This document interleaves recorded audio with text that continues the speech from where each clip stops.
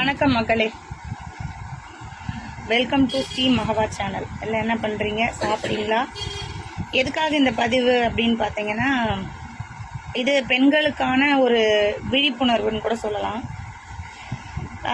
பெண்கள் வீட்டை விட்டு வெளியில் வரக்கூடாதா? அப்படி இல்லைன்னா சோஷியல் மீடியாக்குள்ளே பெண்கள் வரக்கூடாதா?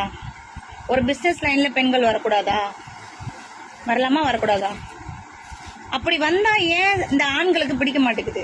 நான் எல்லா ஆண்களையும் சொல்லல, பர்டிகுலரா சில ஆண்களுக்கு ஒரு 100ல் ஒரு 5% ஆண்களுக்கு பெண்கள் வெளியில வந்தாலே அவங்களுக்குலாம் ஏன் பிடிக்காதா? அவங்க வீட்டுல பெண்களே கிடையாதா? அவங்க பெண்கள் இல்லாம இந்த உலகத்துல விழுந்துட்டாங்களா எப்படின்னு எனக்கு புரியல. ஒன்றும் பெண்கள் வெளியில வரக்கூடாது, சோசியல் மீடியால வரக்கூடாது, கொஞ்சம் பிரபலமாகவும் ஆகக்கூடாது.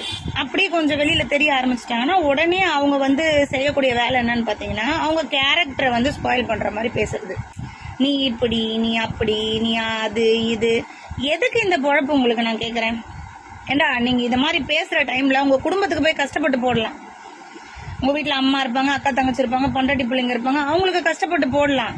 அடுத்தவங்களுக்கு வரைஞ்சு கட்டிக்கிட்டு அவ இப்படி இவ இப்படின்னு சொல்லிட்டு வந்துடுறீங்கல்ல, ஒரு இன்ச் டேப் ஒன்று தூக்கிட்டு வந்துடுறீங்க. இவ இப்படிதான் அதாவது சோசியல் மீடியால வந்திருப்பா, அவ இப்படிதான் பிசினஸ் ஸ்டார்ட் பண்ணிருப்பா. ஏன்னா வெக்கமா இல்லையா? நான் கேக்குறேன்.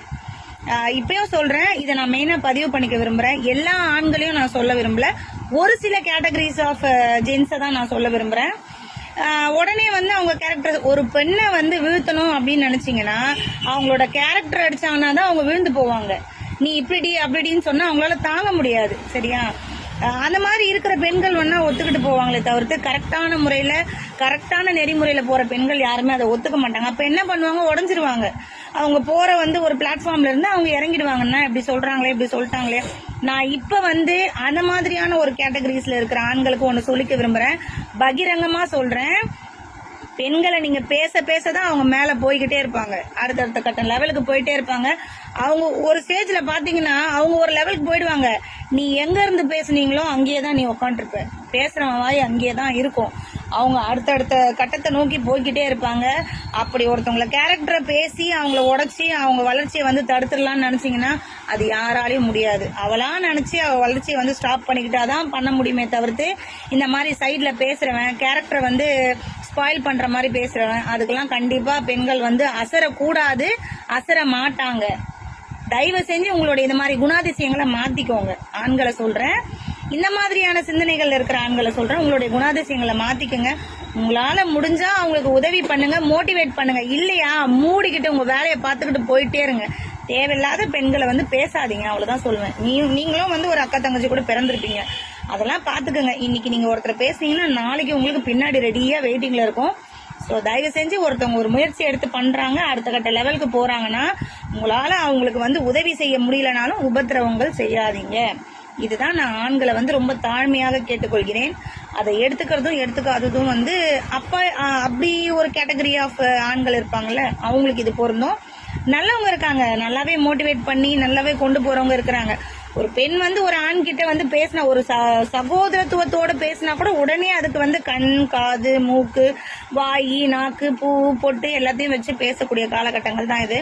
மாறி வாங்க, அந்த மாதிரியான சிந்தனைகளை இருந்து மாறி வாங்க.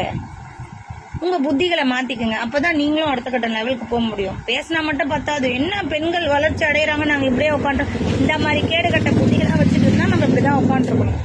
உங்க சிந்தனைகளை மாத்திக்குங்க, கரெக்டா கொண்டு போங்க. எந்த ஒரு லேடிஸா இருந்தாலும் மரியாதை கொடுத்து பேசுங்க. நீங்க மரியாதை கொடுத்தா மரியாதை கொடுங்க, மரியாதை கொடுக்கலன்னா அதுக்கப்புறம் நீங்க பேசுறது அது உங்க விருப்பம்.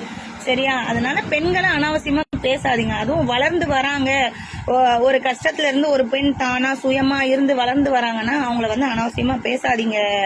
நண்பர்களே, என்னோட சகோதரர்களே, எல்லாருக்கும் சொல்லிக்கிறேன். அதுக்காக தான் இந்த ஒரு வீடியோ போடணும் அப்படின்னு ஒரு சகோதரியை பார்த்தேன். அவங்களோட சில விஷயங்கள்லாம் சொன்னாங்க, ஷேர் பண்ணிக்கிட்டாங்க. அது என்னால தாங்க முடியல. ஸோ அதனால இதை கன்வே பண்ணணும்ன்றதுக்காக தான் இந்த ஓன் வாய்ஸ் வீடியோ. இதுல ஏதாவது நான் யாராவது மனது கஷ்டப்படுற மாதிரி பேசியிருந்தா மன்னிப்பும் கேட்டுக்கிறேன். நான் இப்பவும் சொல்றேன், ஒரு சில ஆண்களுக்காக மட்டும்தான் இந்த பதிவு, எல்லாருக்கும் கிடையாது. ஒரு சில ஆண்களுக்காக மட்டும்தான். அப்படி பேசுறவங்க கண்டிப்பா இந்த வீடியோவை பாருங்க, உங்களை மாத்திக்குங்க. வீடியோ பிடிச்சிருந்தா லைக் பண்ணுங்க, கமெண்ட் பண்ணுங்க, ஷேர் பண்ணுங்க, கண்டிப்பா சப்ஸ்கிரைப் பண்ணுங்க. தேங்க்யூ.